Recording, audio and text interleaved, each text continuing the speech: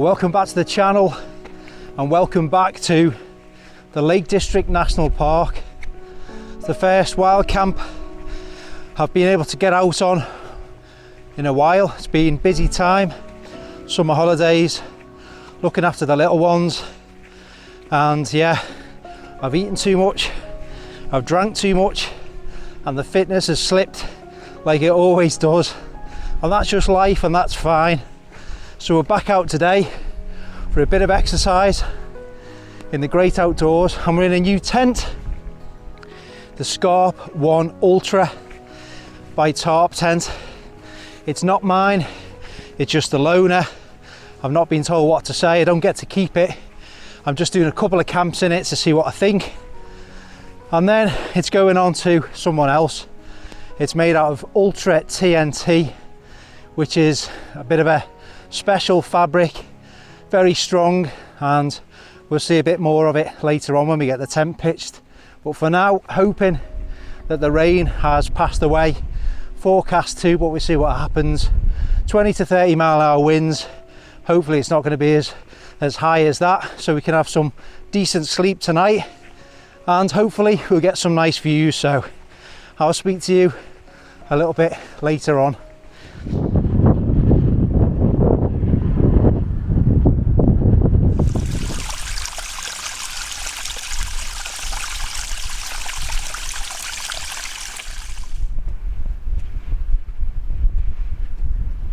So on this particular way up, there's a little bit of scrambling, nothing difficult at all, and it's on safe ground. So if you've got little ones who are, you know, just starting out and they fancy you go at something a little tiny bit more technical than just a standard hill, this is a good route. If you want to know obviously where I am, just let me know in one of the comments, just for this particular route up to the ridge. But it's great for little ones, loads of grassy plateaus to rest, get your breath, and then some scrambly bits like there is behind me, and yeah, you get a little bit of a sense of exposure, nothing too much, but it's something good just to introduce the younger generation to the first taster of using the hands and feet at the same time. We'll press on, and pretty soon we'll be on the top of the ridge and we'll start another ascent.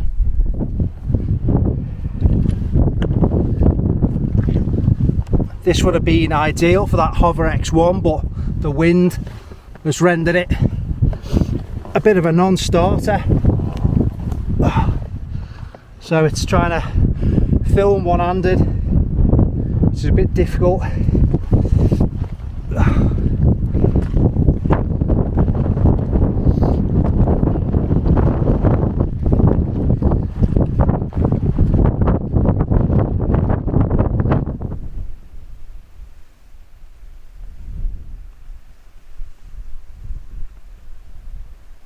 So we're going to be following that wall all the way to the summit. It goes on a little bit higher there, that's a bit of a false summit that we can see, and then trying to find somewhere on the top which also gives us views if we can. You can see the low level cloud is just starting to shroud the top, but nevertheless it's still stunning, it's still dramatic landscape, especially when the weather's like this. You can't beat the sunny camps, you know, the good weather camps, those great sunsets, but then again the atmosphere when it's bad weather or gnarly weather is something of its own. Well, I think I'm going to pitch here. I've had a little look on the top and the wall offers shelter. Now ordinarily that's where I go, but I'm here to test this tent out, give it a bit of a run for its money, if you will.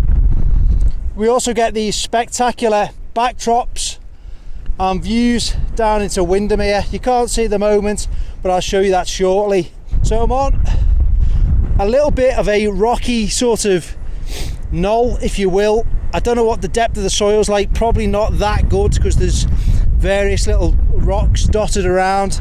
But I think I've got enough room just to get plotted off here, which affords me views out of one door over to Thornthwaite Crag, just in the Merk, and then out the other I'll be able to see the majestic red screes.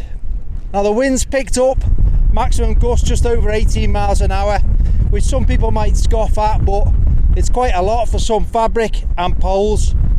I brought the carbon poles with me on this one, so I'm just going to get it pitched and go for it. I've only got the 6 pegs, no delta ground anchors, and I haven't put any guy lines on. It doesn't come with additional guys. So less chatting and we'll get it pitched and see how we fare.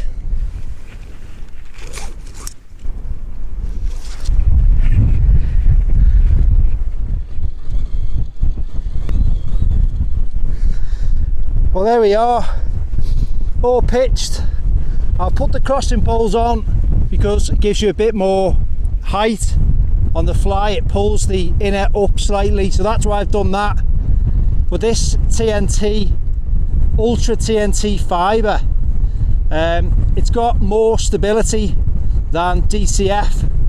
So, you know, 20 mile an hour winds, the tent structure, it ain't moving that much. If you look at the fabric, it's not really billowing like a normal sil nylon or nylon tent would. So it's a different type of structure.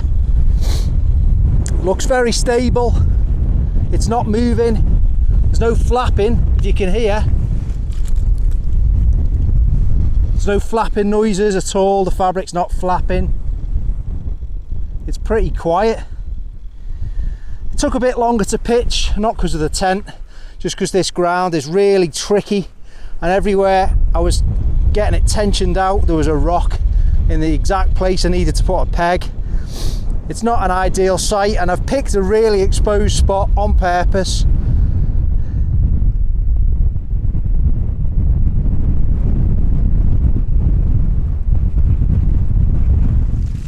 Well, thankfully we're all pitched and we're nice and warm and dry inside the tent. I put the crossing poles on and the wind's blowing around and over them. Makes a really nice noise. I really like that. But it's nice, it's roomy. I'm sitting up. I'm 6 foot tall, 182 centimeters. I'm in the apex of the tent and I can sit up absolutely fine. I've not used the footprints. I would normally do that, but I haven't got a footprint for it, and I forgot to dig out one of the generic ones for one of my other tents. I'm also using a meth burner to cook, and I intend obviously to pull the inner tent in a little bit just to give me a little bit more room to do that. So I don't want to be using a footprint and putting a methylated spirit stove on that. But we're all done, and like I say, I'm pleased to be in the tent. See off this hopefully last bit of rain. The wind is going to pick up a little bit more and then die down tomorrow around 10 or 15. But it's nice, relaxing and comfortable.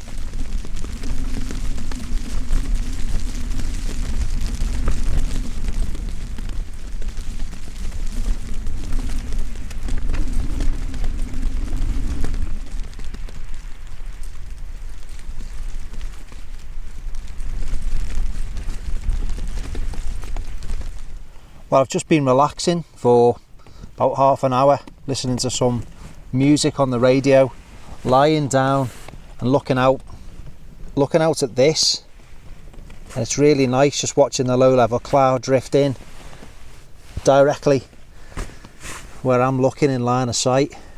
Got a couple of beers, probably going to be time to have a beer now, I think, for our evening meal. We've got my last of the termite meals, another reindeer stew, one of my favourites, really nice, very tasty. I got that the last time I was in Snowdonia from the Joe Brown shop.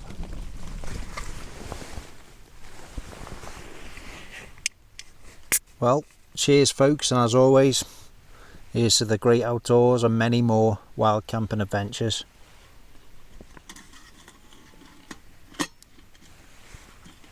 It fits the Titan kettle perfectly. I just measured that. And it's a good fit. Obviously there's no wind affecting that whatsoever. So there you go, that's how we're boiling our water. 400ml. You've all seen how these work. Really tasty. Beer on the go. The Clagged is in. Although the wind has dropped a bit, becoming quite sporadic now.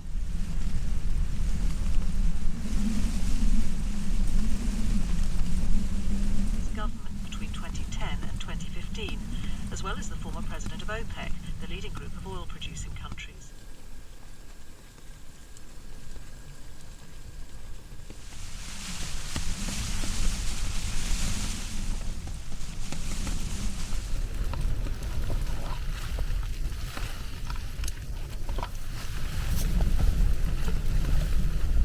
Well, I've got out to show you the views, and as you can see, we're totally clagged in. Technical term. Spin you around.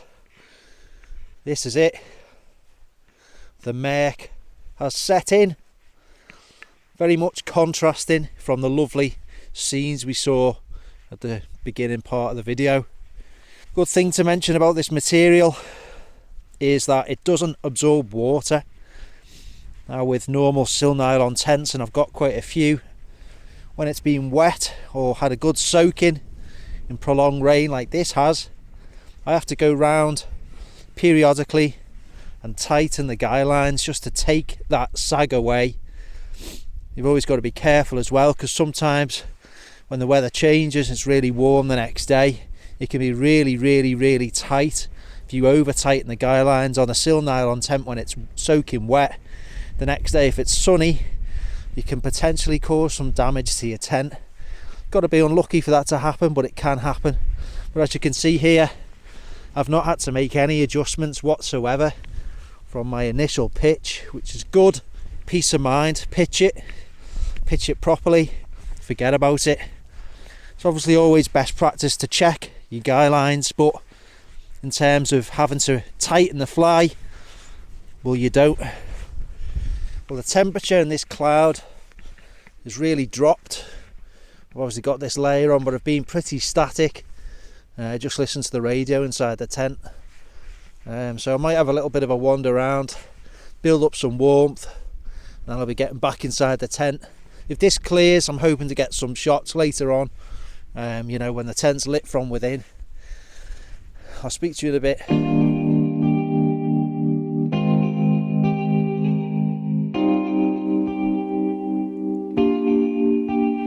Don't answer the phone, spending the days on my own, then repeats this for weeks to come. I don't care what I miss, 'cause my life is dismissed. I keep searching for my bliss. It took days to finally start writing songs, but now it's begun.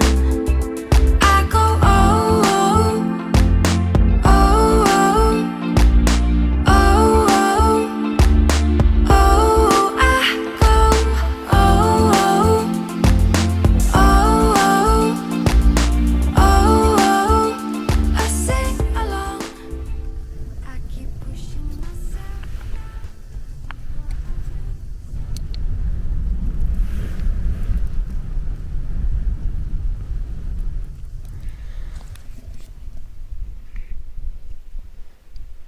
Well, good morning.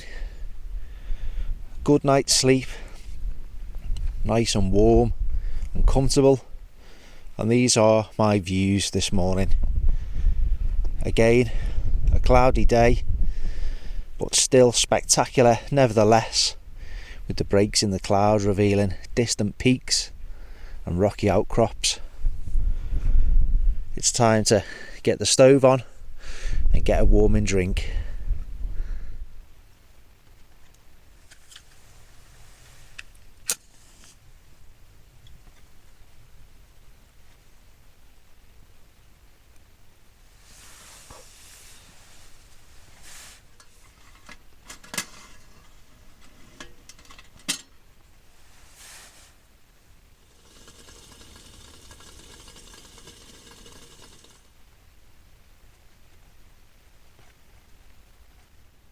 So much for the great British summer and the weather forecast.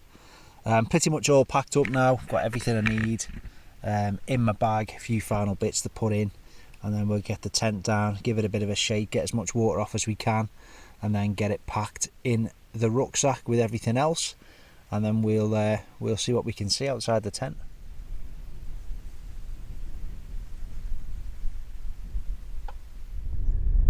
Wow, what a difference it makes.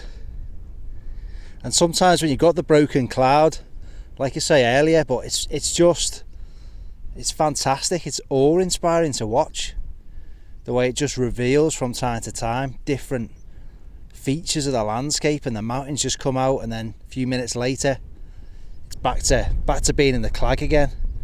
Just watching the cloud as it spills over the hillside.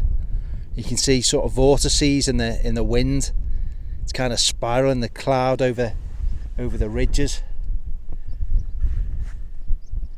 That's what it's all about, making these memories, coming out even when the weather's bad, because you get to experience things like this.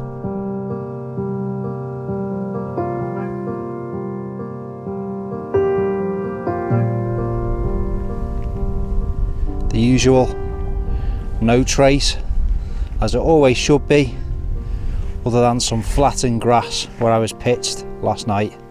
So that's it, the end of another wild camping video. Just want to talk a little bit more if I can. I want to say a thank you to all the subscribers to the channel. We're approaching quite an important milestone for the channel, a big milestone, somewhere I thought I'd never dreamt of when I started it all the way back in August 2015. Predominantly started it to make memories. I was going a lot with Matthew and my friend Michael, and then life takes over. Little children come along, especially for the lads. They've got younger kids and they can't get out as much as me. They're married and they've got obligations, whereas I get a lot more free time. But we'd never dreamt where the channel's got to. It's an absolutely fantastic community, and you know, those of you that have watched throughout have known that this channel and the community that it's built up has got me through some very tough times in my life. So I'm eternally grateful. I'm really grateful for all those that have supported it through buying me a coffee and just being there. It's like having people to talk to, even though I don't know you personally, many of you. It's just that fantastic community has been built up over the years, and I'm really grateful. When I do hit that magical milestone, there's going to be a good giveaway, the Trango 2 from the Pendle Hell video. If you're not particularly interested in that, I'll find something else, but I'm going to make it something special. So thanks to everyone, I really mean that genuinely. Fantastic night on the hill. Time to get off, head back down into the Merk, although we might get lucky. I've had a cracking time. I'll see you on the next video, and take care.